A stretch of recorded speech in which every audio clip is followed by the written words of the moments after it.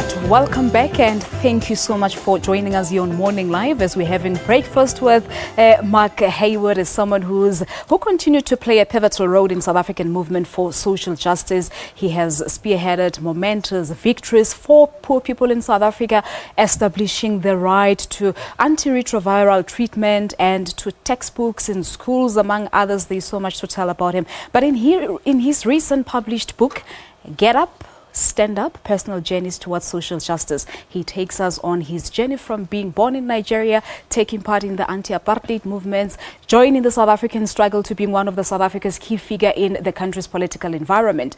Mark joins us this morning to chat to us about everything about him. Mark, good morning. Thank you so much for chatting to us. Good morning. Thank you for having me. Thank you so much, and thank you so much for being the reason that I suffer from a light headache this morning, because I stood up the whole night reading this book. I couldn't put it down. Thank you so much for that. Well, thank you for staying up, Palesa. I appreciate it. I hope you enjoyed it. But just before we talk about everything, who is Mark Heywood?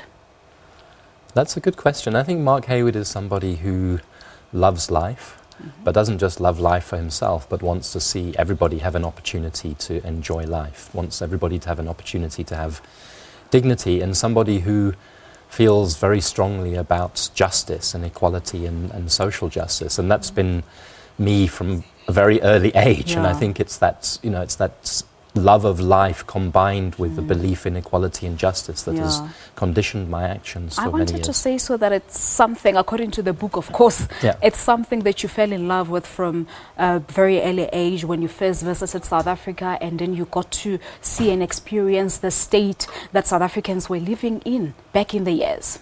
Yeah, well, as you said, I was born in Nigeria, and I spent my early years in Nigeria and Ghana and Botswana, which were free and independent countries, where there was no legalized racism. And, when I was about 13, I found myself living in Gaborone, close to South Africa.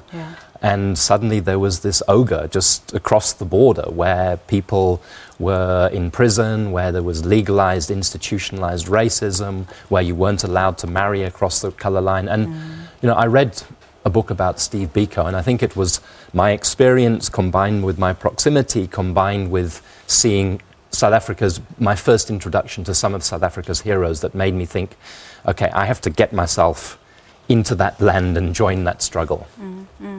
All right, so that is where everything started. Is Mark married? I read something about very close to your heart about your first love, and of course things didn't work out when you had to move to South Africa. Talk to us a little bit about that. Well, the book is a lot about love and loves. I mean, what I'm trying to say is that people like me, and there's many of us, social justice activists, are not robots. We are often driven by love of partners, love of children, love of other people. What I've tried to do is write a book about a human being with all the kind of flaws and strengths of that human being and about love. And to answer your question, I tell a story about my marriage in the book and about my children, current children, and also children that I lost. And you started writing this book in 2014. Which is like 3 years ago, and it focuses on so many parts of your life, including the current challenges that are facing our country. How many times did you have to sort of, change its direction before arriving at this final project?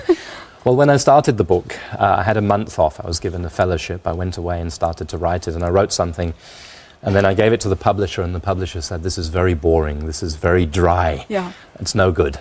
So I had to literally drop the first draft completely. And the publisher said, "Listen, I know you want to make points about politics and points about justice and points about South Africa's constitution, but you can either do it in a way which will put people to sleep, but if you tell it as a personal story about your involvements, then people will be interesting. It becomes interesting." Yes. So when I started it again for a second time in 2015, I found I was able to write much more fluently and much more easily. And as you say, it's a book that kind of begins with struggles I was involved in when I was at university in England and goes right through. I think, in fact, I finished the last lines of the book whilst I was camping in Church Square 2 or 3 months ago to protest against the dismissal of Minister Pravin Gordhan. I wanted to say so because it has everything in it, including the current events that we have seen unfolding here in South Africa.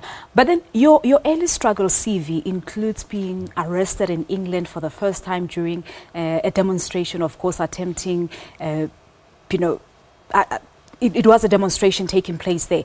But talk to us about you having stayed and spent time in England. Would you say that is when your political consciousness was sown maybe in your mind? In some ways, yes. I mean, before going back to university in England, in fact, I'd spent a few months here at a place called Wilgespreid Fellowship Centre in early 1983, just at the time when people were coming together to form the United Democratic Front and so on. And that really inspired me with the nobility and the heroism and the vision of our struggle. But unfortunately, the security police started to harass me and get onto me, and being a little boy, I got scared and I fled back across the border into Botswana. Yeah.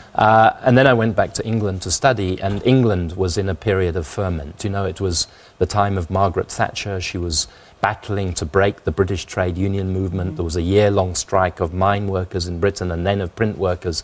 And that drew me into politics, and it made me start to think, what is it that's going wrong in the world? You know, I know things are good and I know what's bad, but why is there bad? How do we understand this politically? And that was what made me a socialist. Yeah. All right. Well, talk to us. Any questions that you may have to Mark at Morning Live SABC. It's our Twitter handle. We'll put them through to them. There's still so much more to talk to him about. Do stay tuned to Morning Live as we quickly take an ad break.